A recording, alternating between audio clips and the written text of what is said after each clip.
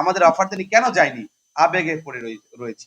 এখন আমি আবেগ বিবেকের সমন্বয় ঘটিয়ে আমার নেতৃবৃন্দের ভালোবাসা, তাদের চিন্তাকে বাস্তবায়ন করতে হলে আমাকে যেটা করতে হয় আমি সেটাই করব। আমি তাদেরকে ভালোবাসি, তারা আমাকে ভালোবাসে। তারা যদি বলে ভাই গাজীপুরের মাটি এবং মানুষের অধিকার বাস্তবায়ন করতে হলে আপনাকে এই পথে হাঁটতে হবে, আমি সেই পথে হাঁটবো এবং আমি বর্তমানে মানসিকভাবে সেই পথে হাঁটতে প্রস্তুত। আমার প্রচুর স্বপ্ন রয়েছে গাজীপুরের মানুষের জন্য। গাজীপুরের আপনারা দেখেছেন ২ দিন আগে ম্যানহোলে একটা নারী মারা গেছে। তার ৩৬ ঘন্টা পরে তার লাশ উদ্ধার হয়েছে। আমি নির্বাচনে যদি জয়ী হই আমার চিন্তা আমি গাজীপুরের জনগণের জন্য কাজ করব। আমাকে জানে কর্মী বান্ধব নেতা হিসেবে এবং জনবান্ধব নেতা হিসেবে। আমার মূল লক্ষ্যই হচ্ছে গাজীপুরের সকল সমগ্র মানুষের কল্যাণ সাধন। তার মধ্যে আপনারা জানেন গাজীপুরের কিছু রাস্তাঘাটের প্রচুর অবনয়ন ঘটেছে। আপনারা যদি বিভিন্ন এলাকায় যান সেগুলো খুবই বাজে অবস্থা। সবচেয়ে বড় বিষয় আমি স্পেসিফিক কিছু কাজ করব গাজীপুরের তরুণদের জন্য। স্পেসিফিক কাজগুলা কি?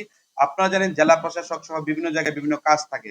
তাদের বর্তমান সবচাইতে বড় খারাপ সাইড হচ্ছে গাজীপুর একটি নগরায়ণ এলাকা। খুব একটা ইন্ডাস্ট্রিয়াল জোন। সেই জায়গায় মাদকাসক্তের জায়গাটা প্রচুর পরিমাণ ছড়াছড়ি।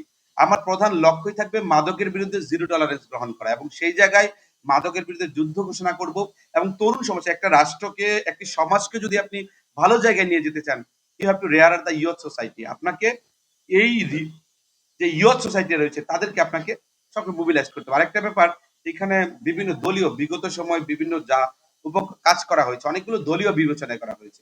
আমি স্পষ্টভাবে বলতে চাই আমি গাজীপুরের একটা দল করতে পারি, দলের সমর্থক। কিন্তু যখন আমি এখানকার দায়িত্ব নিব, আমি নির্বাচনে বিজয়ী হব তখন সমগ্র গাজীপুরের মানুষের প্রতিনিধি আমি। সেই জায়গা থেকে দল মত নির্বিশেষে কে কোন দল করলো সেটা আমার জানার বিষয় না। কিন্তু তারা তো গাজীপুরের নাগরিক। As a citizen of Gazipur আমার দায়িত্ব তাদের প্রতি আছে এবং তাদের সার্বিক কল্যাণ সাধন, বিদ্যুৎ বিষয়, তাদের বেসিক নিডস এর ব্যাপারে আমি সর্বদা কাজ করার সর্বোচ্চ চেষ্টা করব। আর মূলত মাদকের বিরুদ্ধে আমার জিরো টলারেন্স থাকবে। এটা আমি নিয়ে গাজীপুর ইনশাল্লাহ এই স্লোগানকে সামনে রেখে আমি আগাবো। মাদকের বিরুদ্ধে জিরো টলারেন্স।